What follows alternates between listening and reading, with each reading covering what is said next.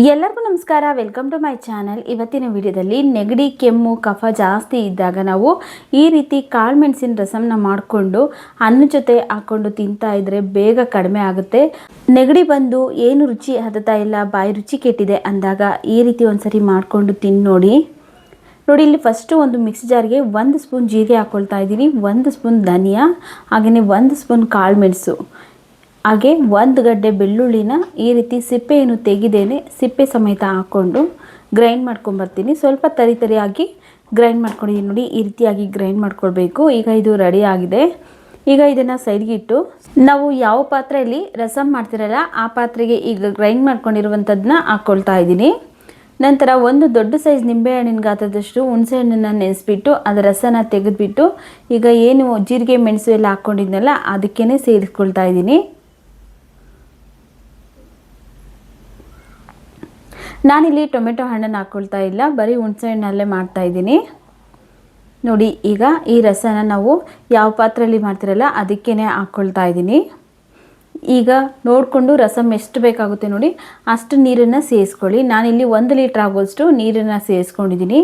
ಈಗ ಇದಕ್ಕೆ ಸ್ವಲ್ಪ ಹಸಿ ಕರಿಬೇವಿನ ಸೊಪ್ಪು, ಸ್ವಲ್ಪ ಸಣ್ಣದಾಗಿ ಕಟ್ ಮಾಡಿರುವಂತಹ ಕೊತ್ತಂಬರಿ ಸೊಪ್ಪು, 1/4 ಸ್ಪೂನ್ ಆಗೋಷ್ಟು ಅರಿಶಿನ ಪುಡಿ, ಈಗ ರುಚಿಗೆ ತಕ್ಕಷ್ಟು ಉಪ್ಪು, 1 ಸ್ಪೂನ್ ಬೆಲ್ಲ ಪೌಡ್ರ್ ಮಾಡಿ ಹಾಕ್ಕೊಳ್ತಾ ಇದ್ದೀನಿ. ಬೆಲ್ಲ ಆಪ್ಷನಲ್, ಬೇಕು ಅಂದರೆ ಹಾಕ್ಕೊಳ್ಬೋದು, ಬೇಡ ಅಂದರೆ ಬೆಲ್ಲನ ಸ್ಕಿಪ್ ಮಾಡ್ಕೊಳ್ಬೋದು. ಹಾಕ್ಕೊಳ್ಳೋದ್ರಿಂದ ರುಚಿ ಚೆನ್ನಾಗಿರುತ್ತೆ, ಉಪ್ಪು ಹುಳಿ ಖಾರ ಎಲ್ಲವೂ ಸಹ ಬ್ಯಾಲೆನ್ಸ್ ಆಗುತ್ತೆ ನೋಡಿ. ಈಗ ಇದನ್ನು ಸ್ಟವ್ ಮೇಲೆ ಇಟ್ಟು ಚೆನ್ನಾಗಿ ಒಂದು 3 ರಿಂದ 4 ನಿಮಿಷ ಚೆನ್ನಾಗಿ ಕುದಿಸ್ಕೊಳ್ಬೇಕು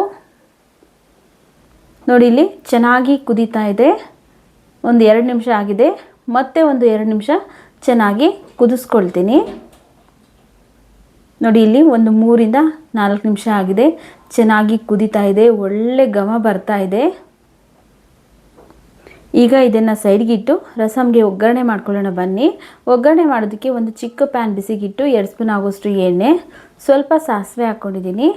ಸಾಸಿವೆ ಚಿಟಪಟ ಅಂತ ಸಿಡಿದಾದ್ಮೇಲೆ ಈಗ ಇದಕ್ಕೆ ಒಂದು ಅರ್ಧ ಗಡ್ಡೆ ಬೆಳ್ಳುಳ್ಳಿನ ಜಜ್ಜಿಬಿಟ್ಟು ಸೇರಿಸಿದ್ದೀನಿ. ಸ್ವಲ್ಪ ಹಸಿ ಕರಿಬೇವಿನ ಸೊಪ್ಪು, 1 ಚಿಟಿಕೆ ಆಗೋಷ್ಟು ಹಿಂಗು, ಒಂದು 4 ರಿಂದ 5 ಒಣಮೆಣಸಿನ್ಕಾಯಿನ ಹಾಕ್ಕೊಳ್ತಾ ಇದ್ದೀನಿ.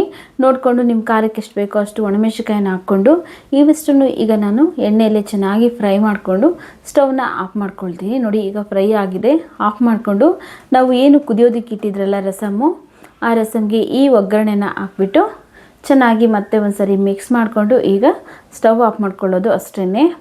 ರುಚಿಯಾಗಿ ಬಿಸಿ ಬಿಸಿ ಅನ್ನಕ್ಕೆ ಈ ರಸಮ್ನ ಹಾಕ್ಕೊಂಡು ತಿಂತಾ ಇದ್ದರೆ ಯಾವುದೇ ಕಫ, ಕೆಮ್ಮು, ನೆಗಡಿ ಏನಿದ್ರೂ ಸಹ ಬೇಗ ಹೋಗುತ್ತೆ. ಅಥವಾ ನೀವು ಬೇಕಿದ್ದರೆ ಒಂದು ಗ್ಲಾಸ್ಗೆ ಹಾಕ್ಕೊಂಡು ನಾವೇನು ಕಾಫಿ ಟೀ ಕುಡಿತೀವಲ್ಲ ಅದೇ ಥರ ಕುಡಿಬೋದು, ಬೇಗ ಕಡಿಮೆ ಅನಿಸುತ್ತೆ. ಎಷ್ಟೇ ಗಂಟ್ಲು ಕಟ್ಟಿದ್ರು, ಶೀತ ಆಗಿದ್ರು ಈ ರೀತಿ ರಸಮ್ನ ಒಂದು ಅರ್ಧ ಗ್ಲಾಸ್ ಕುಡಿದ್ರೆ ಸಾಕು, ಬೇಗ ಕಡಿಮೆ ಅನಿಸುತ್ತೆ, ದೇಹಕ್ಕೆ ಹಾಯ್ ಅನಿಸುತ್ತೆ ನೋಡಿ. ಈಗ ರೆಡಿ ಆಗಿದೆ. ಶೀತ, ಕೆಮ್ಮು, ನೆಗಡಿ, ಜ್ವರ ಬಂದಾಗ ಖಂಡಿತ ಒಂದ್ಸಲಿ ಟ್ರೈ ಮಾಡಿ. ಈ ವಿಡಿಯೋ ನಿಮಗೆ ಇಷ್ಟವಾಗಿದೆ ಅನಿಸಿದ್ರೆ ವಿಡಿಯೋಗೊಂದು ಲೈಕ್ ಮಾಡಿ, ವಿಡಿಯೋವನ್ನು ಶೇರ್ ಮಾಡಿ. ನಮ್ಮ ಚಾನಲ್ಗೆ ನೀವು ಇನ್ನೂ ಸಬ್ಸ್ಕ್ರೈಬ್ ಮಾಡ್ಕೊಳ್ಳದೆ ನೋಡ್ತಾ ಇದ್ದರೆ ಪ್ಲೀಸ್ ನಮ್ಮ ಚಾನಲ್ಗೆ ಸಬ್ಸ್ಕ್ರೈಬ್ ಮಾಡಿ, ಸಪೋರ್ಟ್ ಮಾಡಿ ಸ್ನೇಹಿತರೆ. ಮುಂದೆ ಒಂದೊಳ್ಳೆ ವಿಡಿಯೋದೊಂದಿಗೆ ಭೇಟಿ ಆಗೋಣ. ಅಲ್ಲಿವರೆಗೂ ವಿಡಿಯೋ ನೋಡಿದ್ದಕ್ಕಾಗಿ ಧನ್ಯವಾದಗಳು.